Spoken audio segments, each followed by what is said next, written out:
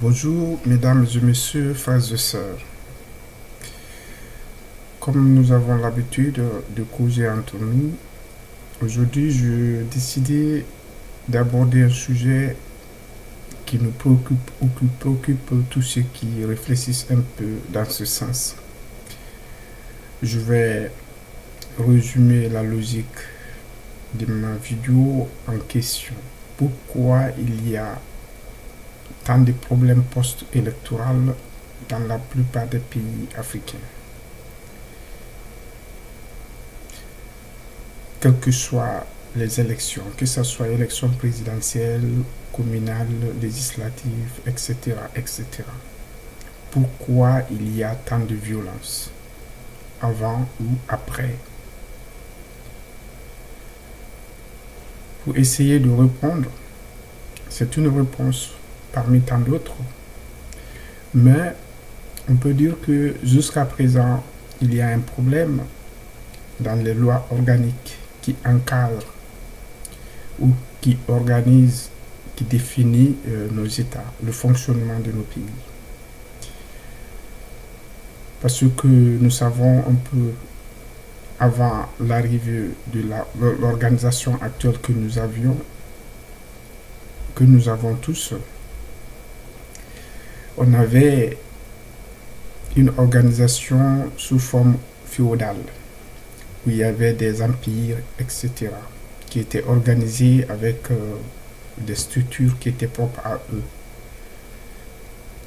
Mais comme nous le savons, on est rentré dans le nouveau système pour des raisons bien propres.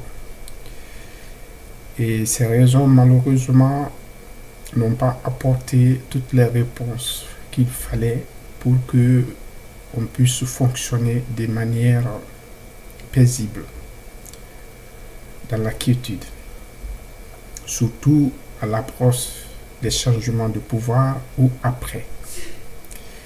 Et donc, l'objectif de mon interrogation est de faire réfléchir le peuple, puisque c'est le peuple qui porte les lois organiques.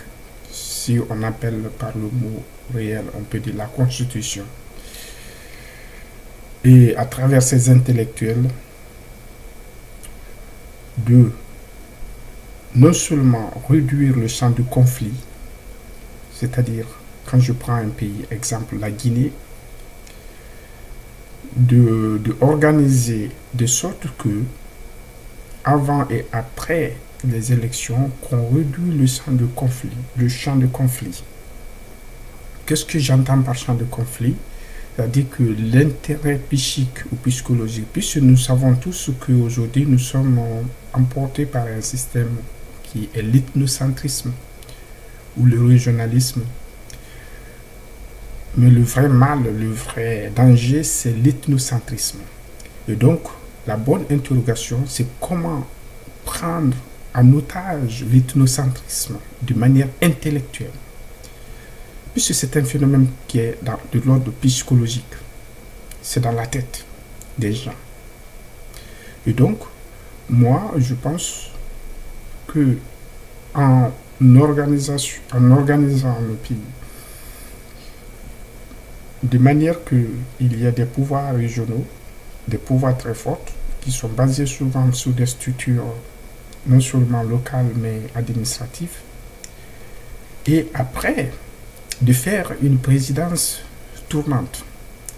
Par exemple, on dit cette année, c'est le président de la République viendra de telle région. Comment on va le dire viendra de telle région?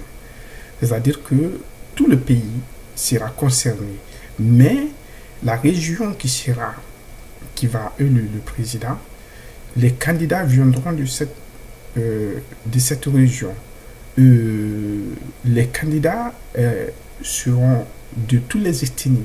Il n'est pas spécifique d'être natif de cette région.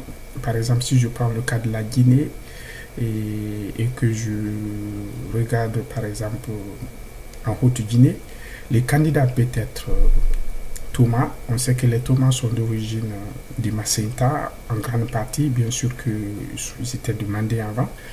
Et le candidat peut être Peul, le candidat peut être Soussou. Il peut y avoir des candidats de tous ces ethnies. On s'en fout de l'ethnie, mais tu es de l'ethnie lorsque tu es de la région, lorsque tu es né d'une région. Par exemple, ça peut être un exemple. Et après, une fois que le président est élu, il est élu pour tout le monde. Et le vote se fera pour tout le monde, mais c'est seulement la provenance, la source de provenance des candidats. Et après, au terme de son mandat, la région suivante va fonctionner comme ça, ainsi de suite. Et après, on aura non seulement, en faisant ça, la chance de prendre l'ethnocentrisme en otage, mais de réduire le champ du conflit.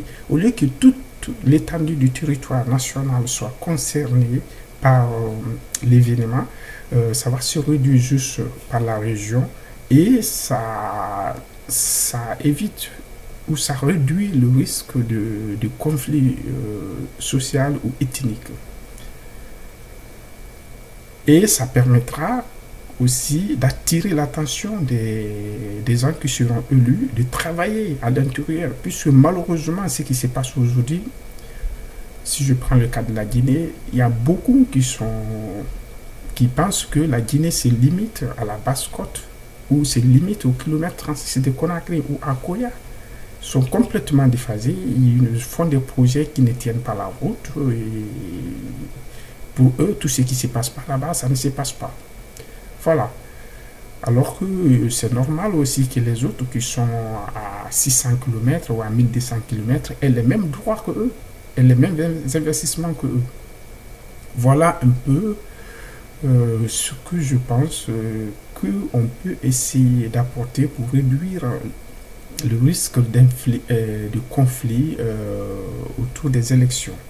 Je pense que c'est très important de répondre à cette question.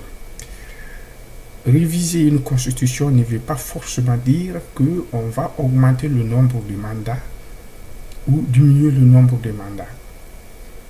Il y a des grandes nations comme les États-Unis, il y a plusieurs États qui sont fédérés et ça fonctionne en tout cas pas mal. Il y a par exemple le Nigeria, il y a le Comore qui fonctionne sous forme régionale de présidence tournante. Nous devons réfléchir, répondre à ce problème. C'est ça le vrai problème de l'Afrique. Comment gérer le post-électoral, juste avant et après. Tout le reste, ce n'est pas important. Les acteurs passeront, les présidents passeront. On doit cultiver d'ailleurs que ça change de présidence. Et au terme, quelle que soit la personne ou tout ça, et que la personne s'en aille. Mais regarde le Ghana par exemple. Ça se passe très bien aujourd'hui. Nous sommes heureux d'avoir des exemples. Et nous, voilà, les John Wawlin, qui a été en tout cas l'un des acteurs. On a vu ce qu'il est, Kwame Nkrumah, tout ça. Donc, c'est juste pour nous faire interroger. Il y a beaucoup de réponses. Et moi, c'est une proposition. Et je pense qu'il y en a d'autres qui feront d'autres pour réduire le champ de conflit. Je répète ma question pour conclure ma vidéo. Comment faire que avant ou après les élections, qu'il y ait moins de problèmes, ou que quand il y a problème, qu'il y ait moins d'impact.